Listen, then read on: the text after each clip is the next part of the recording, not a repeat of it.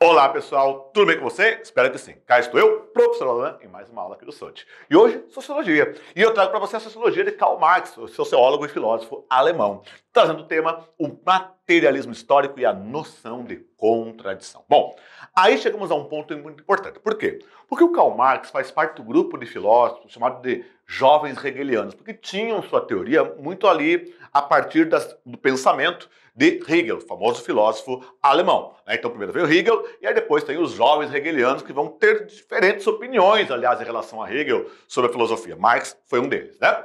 E aí veja só, nessas questões aqui, vamos lembrar que a dialética, a ideia de dialética, ela é muito antiga, tá? Por exemplo, já tinha a ideia de dialética lá nas relações entre Heráclito e Parmênides, lá com Platão e por aí vai. Onde na dialética eu sempre tenho uma tese e uma antítese. Eu tenho uma relação e uma relação que contradiz a ela, e dessa relação comum eu tenho uma nova situação, tá? Então sempre a noção de dialética foi algo bastante forte dentro da filosofia, seja com Platão, seja com os pré-socráticos e por aí vai. Agora, o Hegel, né? O Hegel lá na Alemanha, ele vai trabalhar a noção moderna de dialética baseada na contradição entre tese e antítese. Então, o senhor Hegel, esse homenzinho que você está vendo ali no nosso slide, ele vai trabalhar essa perspectiva. E justamente o Hegel, ele trabalha muito a dialética a partir da relação entre senhor e escravizado, tá? Então, como é que ele entende a relação senhor e escravizado? Para ele, há uma contradição. Olha só. O senhor só poderia ser um senhor se fosse possuidor de um escravizado. Ou seja, o senhor não existe sem que ele seja dono de um escravizado. Porque se eu não tiver um escravizado, eu não sou senhor de nada, talvez no máximo de mim. Mas eu não sou senhor de alguém, porque eu não tenho um escravizado. E de mesmo modo, o escravizado só é escravizado se ele possui um senhor. Ou seja, se não tem nenhum senhor a você, se você não é dominado por um senhor, então você não é escravizado. Então, na perspectiva da dialética hegeliana, o senhor só é senhor desde que ele tenha um escravizado, e o escravizado só é escravizado desde que ele tenha um senhor. E dentro disso, aí sim, entra essa dialética de transformação entre senhor e escravizado. E como é que é essa lógica de transformação?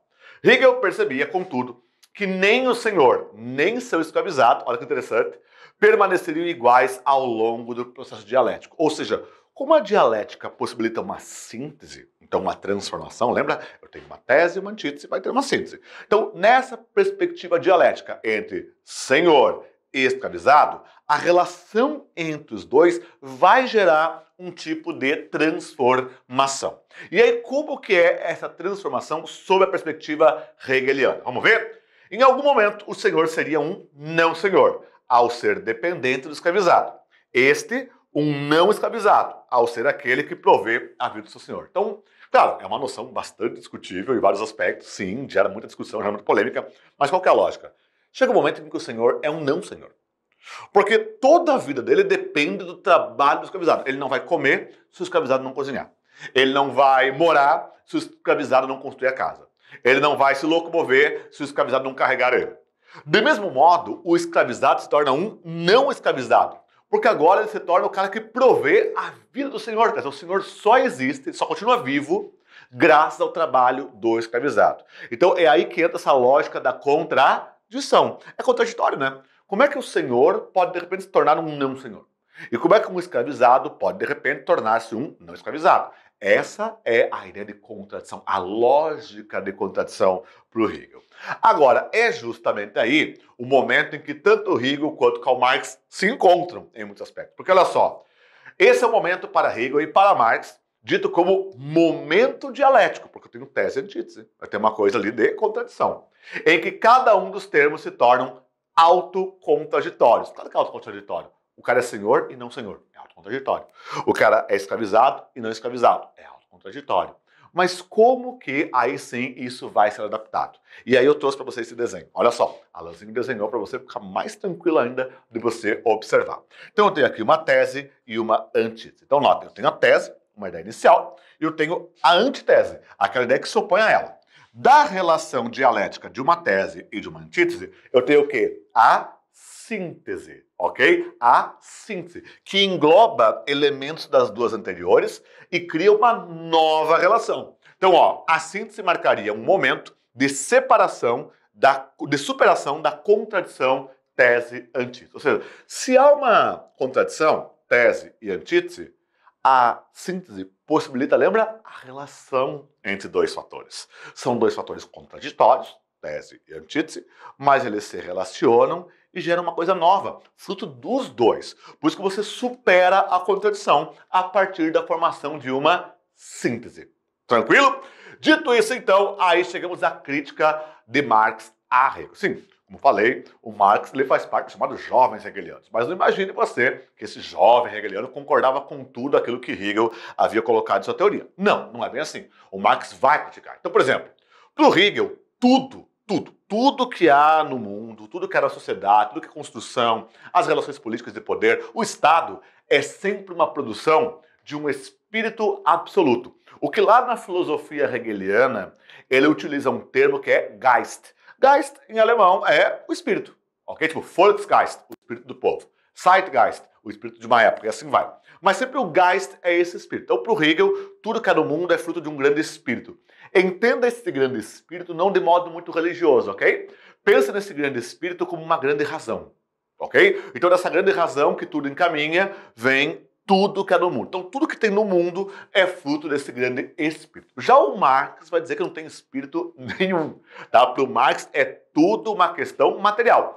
Por isso que, como o Hegel acha que tudo é feito de espírito, né, de uma ideia, lembra que espírito é uma ideia, então uma coisa ideal, uma coisa metafísica, por isso que para o Marx, eu vou chamar isso, para o Hegel, desculpa, eu vou chamar isso de idealismo hegeliano, ó, o idealismo absoluto de Hegel, porque tudo é fruto dessa ideia. Agora, olha só, Marx a entendia sob uma ótica contraditória e não harmoniosa. Então, para o Hegel, tudo é uma harmonia. Esse grande espírito realiza tudo e tudo sai perfeitamente como fossem os desígnios, né? Os desejos desse grande espírito. O Marx vai numa linha um tantinho diferente, porque daí o Marx vai trabalhar o método dialético. Então, como é que ele trabalha isso? Ó? Em 1848, Karl Marx e seu grande amigo, mecenas e coautor, Friedrich Engels, publicaram o Manifesto do Partido Comunista, ok? Apresentando o peso da contradição dialética na ideia da história como produto da luta de classes. Ou seja, para o Marx não tem nada a ver com o espírito, não tem nada a ver com uma coisa ideal. Para o Marx, a história e tudo que há no mundo é feito pela luta de classes.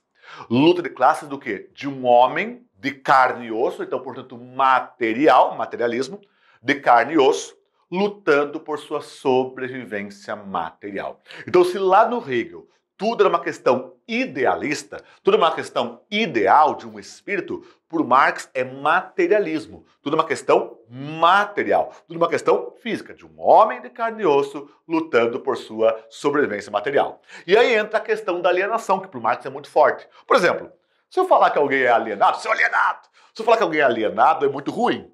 Porque uma pessoa que está alienada, lembra que alienada vem de alien, né? E alien é o quê? Um ET. Então, como se de repente aquela pessoa tivesse se tornado um alienígena no próprio mundo dela. Quer dizer, as coisas acontecem aqui no mundo e ela tá tipo, o quê? Onde? Ah, não tô entendendo. Quer dizer, ele tá alienado. Agora, o que é essa alienação pro Marx? Olha só. Pela alienação, Marx percebia a relação entre o homem e um outro homem. Então, ó, a relação entre o homem e o não-homem seria dialética. Então, ó, tese antítese, um homem e um não-homem. Né? Homem e natureza também teriam uma relação dialética. Então, vamos lá. Pro Marx, o homem e a natureza é uma relação dialética. Quer dizer, você não vive no vazio, né? Você não vive no éter, você vive nesse mundo, nesse meio ambiente. Então, existe uma relação dialética entre você e a natureza. Assim como a natureza transforma você e a mim, a natureza também é transformada por mim e por você. Ok? Tranquilo isso? Então eu tenho essa relação. Mas quando que entra essa relação homem e não homem? Dialética. Aliás, e também de contradição, essa relação de alienação no trabalho. No mundo do trabalho, a alienação é muito forte dentro da teoria marxista. Então, como é que eu tenho isso? Para Marx, a alienação converte-se em negação do homem. Antes, ele dominava, ele é o homem, né? Dominava e reconhecia-se em seu trabalho. Com a alienação, o trabalho torna-se estranho ao homem, seu agente. Ou seja, então imagine, o homem vai lá e trabalha. Beleza, trabalha. Mas de repente o fruto desse trabalho torna-se estranho ao trabalhador. Então houve um momento da história, de acordo com Marx, em que o homem produzia e ele entendia o que estava produzindo, por que estava produzindo, e ele diretamente se beneficiava daquilo que ele produziu. Então, era aquele homem autossustentável. Quer dizer, o homem ia lá e ele construía a sua própria sobrevivência. Mas ocorreu um momento em que esse homem vai passar a produzir algo que ele não precisa, algo que ele talvez nem consiga ter por causa do preço, coisa do tipo, e mais grave, algo que ele não entende. Quer dizer, é aquele homem máquina, né? É o Charlie Chaplin em tempos modernos. Ou seja, ele só fica lá apertando parafuso, sem entender por quê. Sem entender que máquina é aquela, para onde vai aquele parafuso, ou se ele vai ter uma daquela ou não. Quer dizer, ele só produz porque alguém mandou ele produzir por um valor fixo mensal chamado salário. Então, quer dizer, existe aqui essa alienação, esse descolamento do homem, o agente, o produtor, em relação àquilo que ele próprio produziu. Por isso que na ótica marxista, na alienação, ocorreria o estranhamento entre trabalhador e fruto do seu trabalho. Então, nesse sentido, em certo momento, a mercadoria teria vida própria. É como se, de repente, a mercadoria se tornasse tão valiosa ou até mais valiosa do que a pessoa que a produziu. Pense, imagina que tem um trabalhador produzindo um produto muito caro, produto assim valiosíssimo. Ele está produzindo. Sem o trabalho dele não existiria aquele produto. Mas possivelmente esse trabalhador nunca vai conseguir comprar esse produto. Lembra? É muito valiosíssimo e muito possivelmente ele recebe pouco para fazer aquilo ali. Então existe esse estranhamento. De repente o produto tornou-se algo de desejo, algo quase de culto, tornou-se um fetiche aquele produto. Então, como se seu valor se igualasse ou até mesmo superasse o valor de quem o produziu. Por isso que você entende, então, que a alienação para Marx é um fator muito importante. Porque é quando o homem perde a relação com o fruto do seu trabalho. E lembre que para Marx, o trabalho é aquilo que justamente permite que o homem se sinta diferente da natureza. Agora, se o homem está alienado, e agora ele só produz o produzir, ele não entende mais, é o homem e o não homem. Entende? É o homem, ele perdeu aquilo que antes o identificava, aquilo que antes o separava dos demais animais. Beleza? Curtiu? Entendeu? Aprendeu? Espero que sim. Então, no mais já sabe, um fortíssimo abraço e que a força, claro, sempre esteja com você. Tchau, tchau!